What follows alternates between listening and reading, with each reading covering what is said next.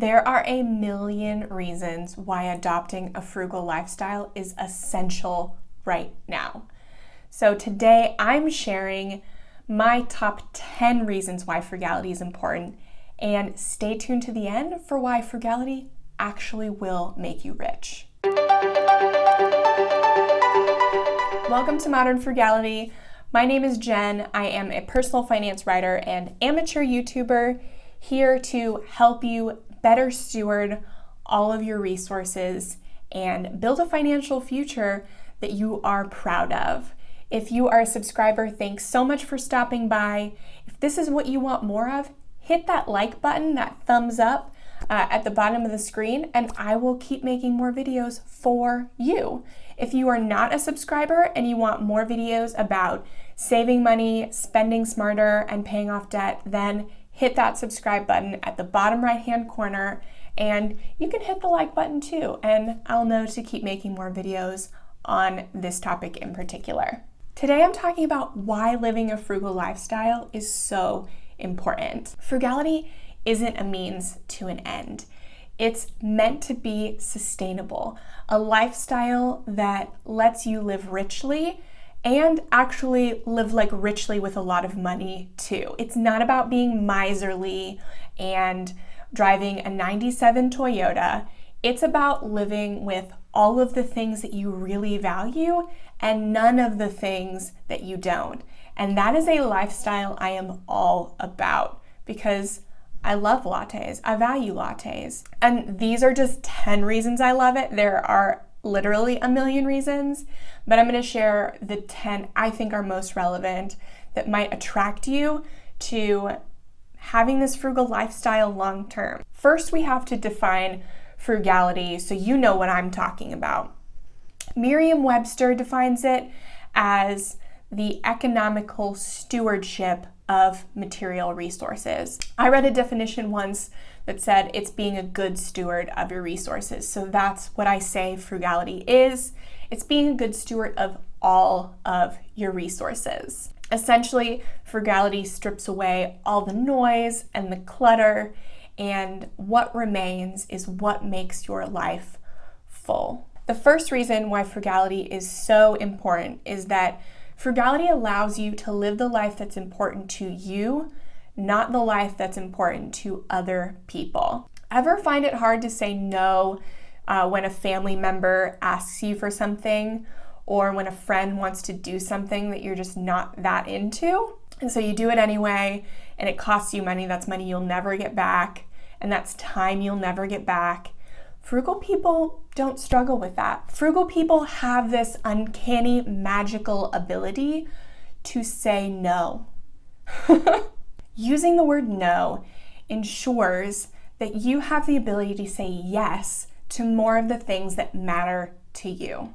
Other people are always going to try to impose something on your life that you don't want to spend money on, and not even for mean or evil reasons, just because that's how they're trying to live their life. And you need to be confident enough and secure enough to say no when it doesn't matter to you or when it keeps you from meeting one of your goals. And that's the freedom that frugality gives you. Speaking of freedom, number 2 is that frugality frees you from the burden of perfectionism. I love looking at beautiful pictures on Pinterest of beautifully curated homes, but my home does not look like that. I have a used car, I have mishmashed furniture from thrift stores, my clothes are all free from other people, I don't have a beautifully curated capsule wardrobe, and that's okay. I don't feel the burden to be perfect or to have all those things because I love money. I love the money it saves me. I don't feel bad about saying that. I love money. Facebook and Instagram can make you feel like life is one big episode of keeping up with the Joneses. And I fall into it too, and I follow mostly frugal living accounts. I already know the things that give me a full life, and it's not a new construction home or the newest, biggest minivan or SUV that I can have. It's spending more time, and so I can work less and have more time with my friends and family because I don't spend as much. And that to me is richness. I still love money though. Third is frugality protects the environment. Being a good steward of your resources doesn't just mean money. It means all of your resources. And the more you look into how your purchases affect your community, people, the environment around you, the more motivating it is to stay frugal. This all showed up unintentionally at first for me. Just buying less meant I was contributing less plastic waste to the environment.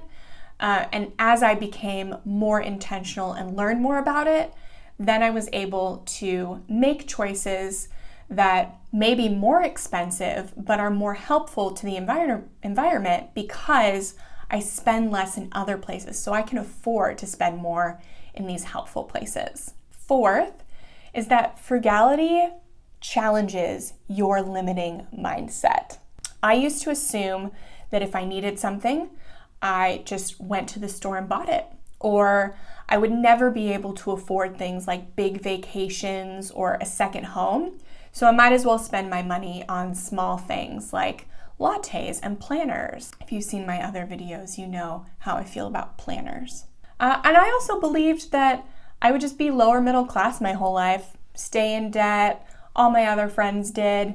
I'm okay being normal, right? So I had all of these limiting mindsets that held me back from being wealthy and free.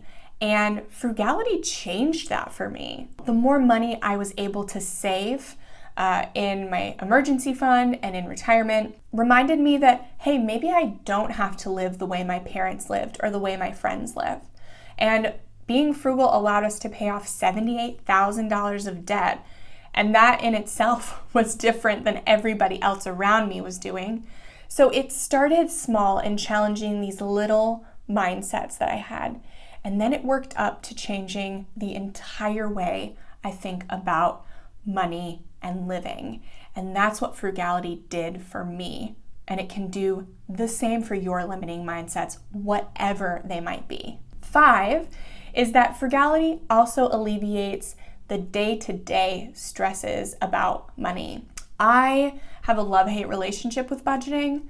I love it because it helps me get ahead. I hate it because I have to do it, and I'd rather be doing other things. So becoming frugal has allowed me to more easily stay in budget so that I don't have to budget as often. It didn't start out that way though. I was budgeting every week, really obsessed with the budget, really spending as little as possible, and I've matured in it enough to where now I don't have to think about it because I'm frugal. I know I'm not going to make a ton of impulse or habitual purchases, so I know I'm not going to break my budget. 6 is that frugality promotes self-care.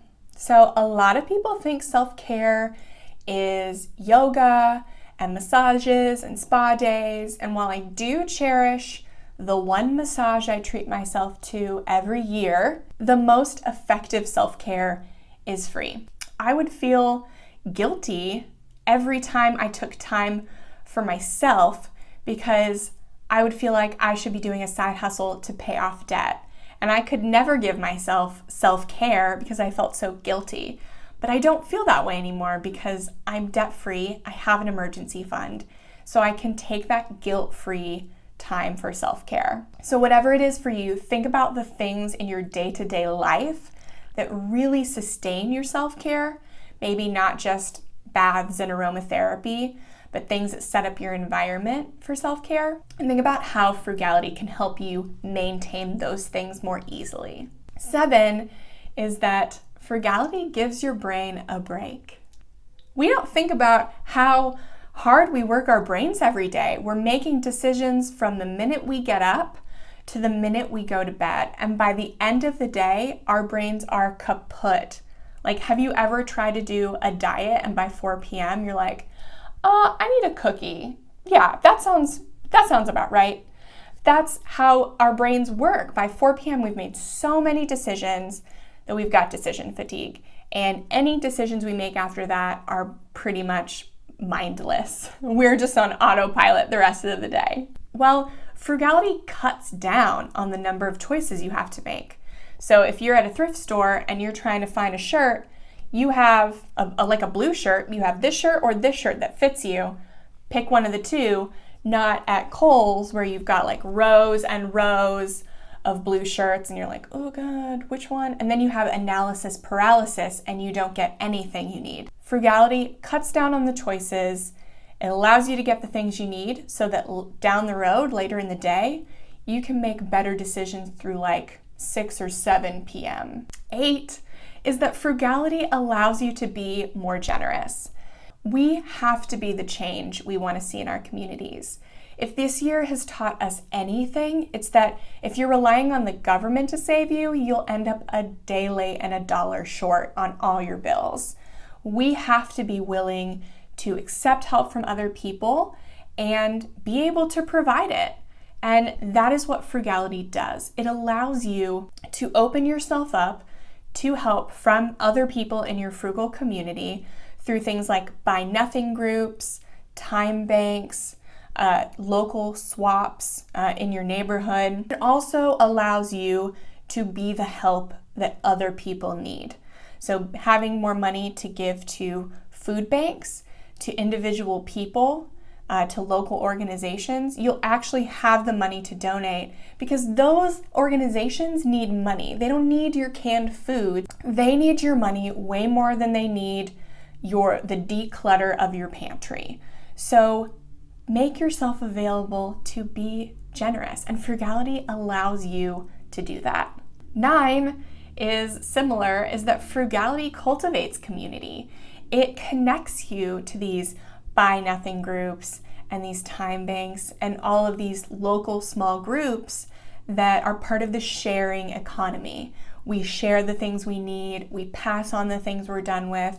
I have a walker for my son, my 1-year-old son, oh my goodness, that has been passed down through this one group like 3 or 4 times. All these kids are using the same little walker to learn to walk, and it just keeps getting passed down, and it works fantastic. He's a year old, he doesn't care, and it connects you to other frugal people in your community. You can form relationships, you can get help when you need it, and you know other people that you can help when you are able to. Okay, but how will frugality make you a lot of money? Well, frugality makes you a good steward of money. Before I was frugal, I knew nothing about investing. I didn't learn about it in school, definitely didn't learn about it from my parents, and it wasn't until I started getting into frugality and thinking about how to save money that interest snowballed into, okay, where do I save this money that I'm now saving? Where do I put it? And then once I put it somewhere, I thought, okay, how do I now optimize it? Because I've got this like pile of cash sitting here. What do I do with it? Because of my interest in investing, it's led me on a whole new career path. We're on track to have a paid off home in our 40s and multi-millionaires by 60. 60. That's like normal retirement age, multi-millionaires.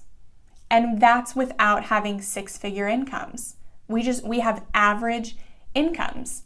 And I'm self-employed, so my income is like all over the place. But over time, that money will compound. It doesn't have to even be all in the same account. It can be in different retirement accounts. It compounds and it will make you a millionaire. You just have to put it in there and leave it in there. And that involves being frugal long term so that you don't keep taking money out of your 401k or your IRA. So living a sustainable frugal lifestyle not only allows you to put more money into these accounts, it allows you to keep them in there longer. And that is what's going to make you rich. So if you want to be a multimillionaire, then definitely stick with frugality and stick with me here. Subscribe at the bottom right-hand corner of this video because that's all I talk about, and I'm going to help you live a sustainable, reasonable, frugal lifestyle that's not extreme, but really does help you save more, invest more, and become financially stable, and hopefully one day very wealthy.